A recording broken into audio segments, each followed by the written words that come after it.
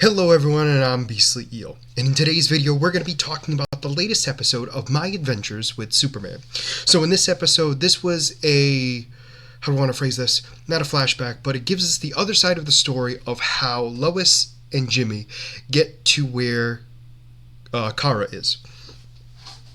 So Lois is trying to figure out a way to get a hold of Clark. During all of that, apparently the Task Force X, Amanda Waller, has declared martial law and has put a curfew out on Metropolis, and that nobody is allowed past curfew, and their robots and armed men will be watching to make sure that nobody is outside after curfew. So during all of this, Lois is trying to convince Jimmy to utilize any force that they can to get the information that they need. Well, Lois decides that she's going to use Livewire to help them steal a spaceship to get them into outer space to get them to Clark. Jimmy's very much against this because he doesn't trust Livewire. However, they already go there. Livewire is apparently dating Heatwave, where the two of them have been living together. And originally Livewire is a no. I can't remember if it was a no right away. They at least wanted to hear what Jimmy and Lois were going to be talking about. Heatwave was 100% a no. And in fact, Livewire was like, whatever, I'm going to do this because I want the money and everything else. So they decide to do it. So Livewire joins Jimmy and Lois, and they're teamed up with the Gorilla and the Brain. And apparently they're back because when they went multiversal hopping, they kept bumping into other versions of themselves that did not like that they were there. So they had a big issue. So they eventually came back and teamed up with Jimmy to kind of help out what's going on. And Jimmy uses the last of his his money to pay Livewire to get them into the Star Labs to get the ship to take off. So when they get in, Jimmy explains to both Lois and Livewire that they do not need to use force. And Jimmy uses his, how do I want to phrase this, his linguistic skills and his ability to, because he has high charisma, let's say, convinces the guard to kind of leave and let him take care of it. And so they go up through the area and they begin to be spotted.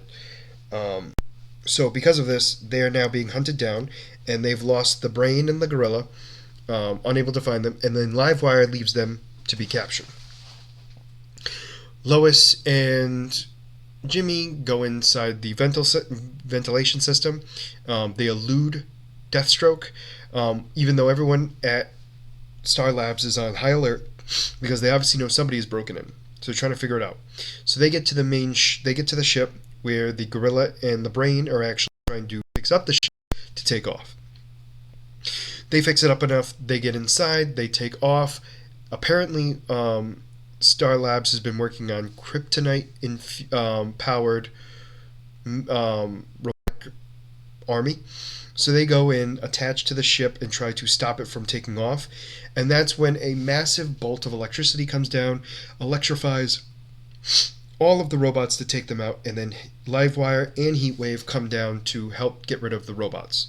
And so they're still on the communication system, and Lois is like, why did you come back? And Livewire was like, well, we were going to leave you. Like, our plan was to use you as a distraction so they could break into Star Labs, take everything that wasn't nailed down, and take off while you guys take the blame. However, they kept hearing how Lois was crying and complaining about life and everything else, and how love is so important, and apparently that messed with Livewire and Heatwave's heart enough to have the two of them go out and help them. So they go down and start taking out all of the robots with ease. They shoot off and the ship takes off. Livewire and Heatwave get into their van and get out of there and able to steal everything from Star Labs. And Lois and Jimmy, along with the Brain and the Gorilla, make it over to Kara, where Kara is putting her hand on the ship, and that stops them. So that is exactly where the episode ends. It's in the same spot. However, there is an extra piece that was added that had nothing to do with what was happening in space, but what was happening on Earth. So Amanda Waller, Deathstroke, and Lex Luthor are in where all the destroyed robots are.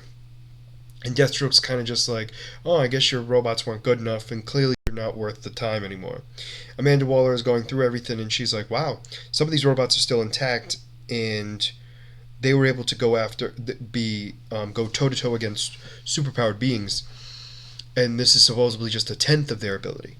I am going to put in all of the funds and everything you need to make sure that these robots can get to full capacity so they can go toe to toe against Superman. Great work, Lex.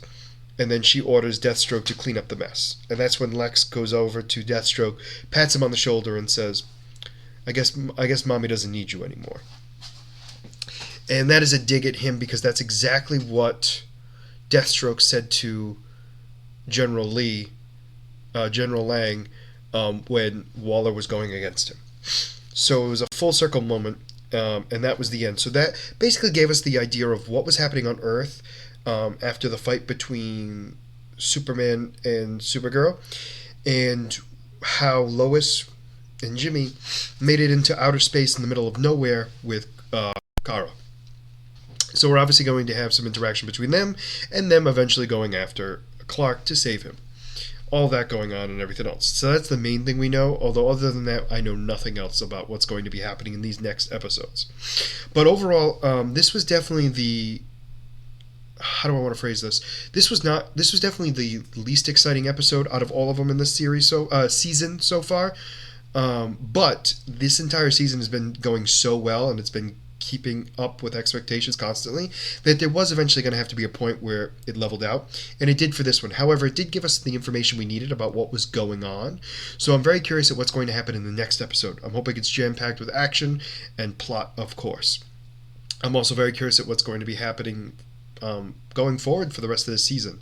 But let me know what your guys' thoughts are about this episode in the comments down below. Did you like it? Did you not? And why? And always, if you like the content you see, please make sure to like and subscribe down below. Other than that, this is going to be Beastly Eel signing out. Have a great night.